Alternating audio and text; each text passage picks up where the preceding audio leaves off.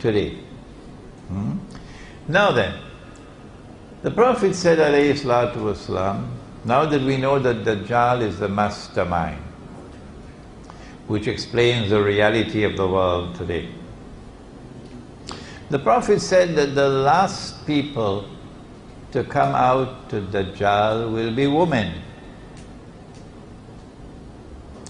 And that a man would have to return to his family, to his home, and tie down, meaning coercively restrain his wife, sister, daughter, to protect them from being seduced by Dajjal.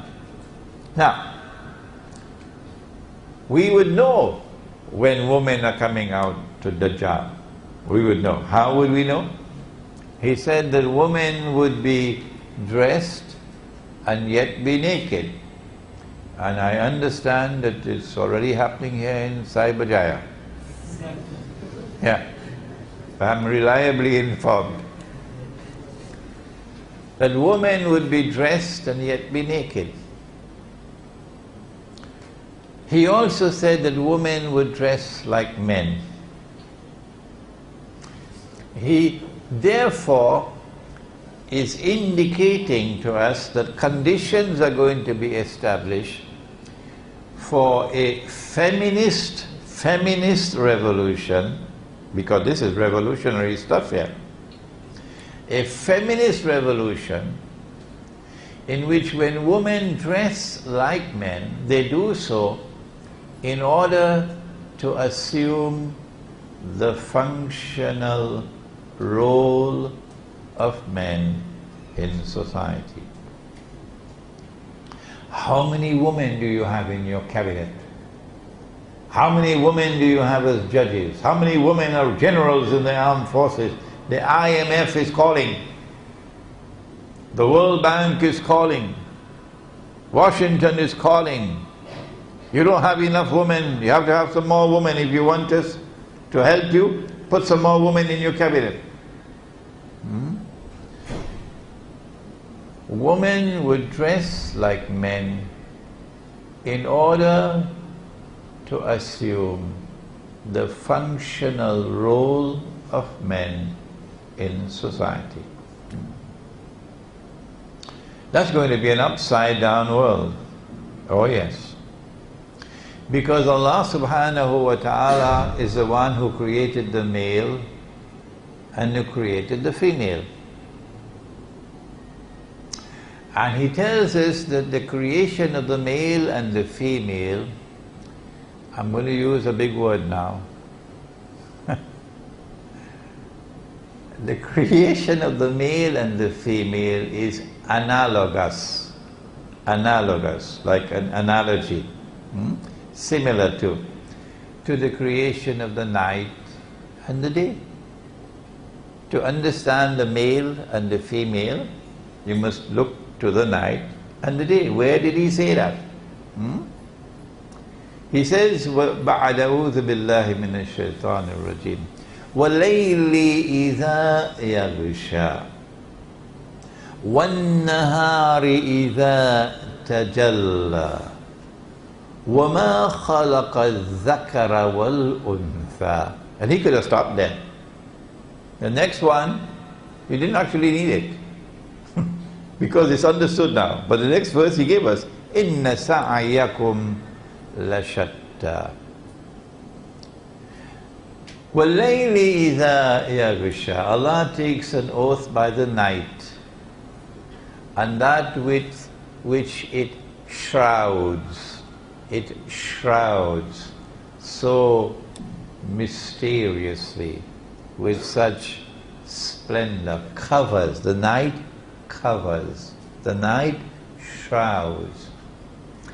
وَالنَّهَارِ إِذَا تَجَلَّى. And then He takes an oath by the day, and by its bright light, nothing covered, nothing mysterious, no. Everything open, nothing covered.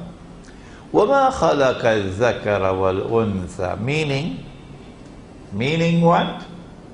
That in the same way that I created the night and the day, so too did I create the male and the female.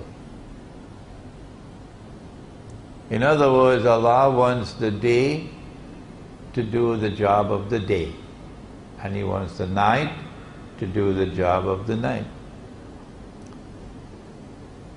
وَجَعَلْنَا اللَّيْلَ لِبَاسًا وَجَعَلْنَا النَّهَارَ مَعَاشًا. He now explains that I gave you the day for work, for toil, and I gave you the night as a cover for rest. Huh?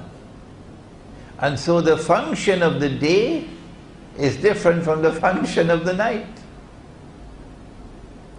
And so men have a functional role in society different from women.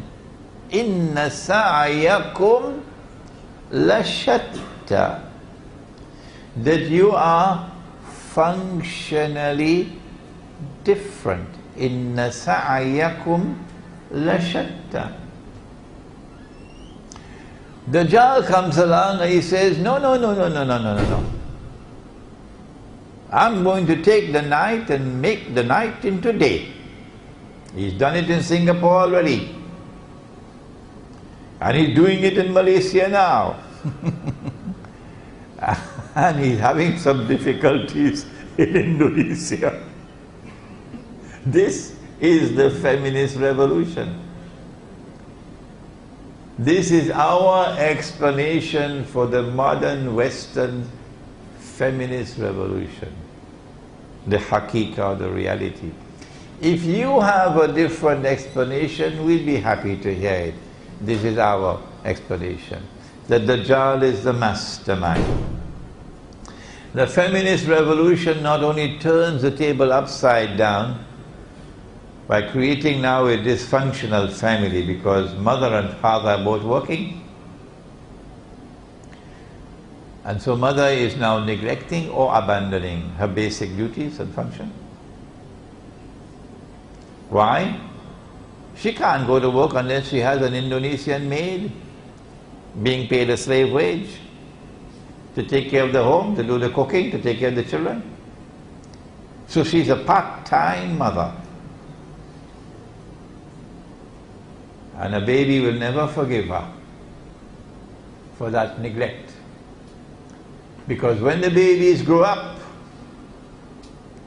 they will deliver to their parents the same coins that were paid to them when they were children. They say, we don't have time now. You didn't have time for us, you had to go to work. You did not have time for us when we were children because you had to go to work. Why was it not possible for a father to work and earn an income to support us and you stay home with us? You had to go to work. So we are busy now. So we take the old father and take the old mother and you put them in a home for old people. Daycare center for old people. Yeah? So don't cry now because you're now in a junkyard of human beings. You're being paid back for what you did to them when they were babies. This is the destruction of family. When you take your old father and old mother and put them in a junkyard for human beings, this is the destruction of family. But it's not only the problem of the family and the problem of the economy.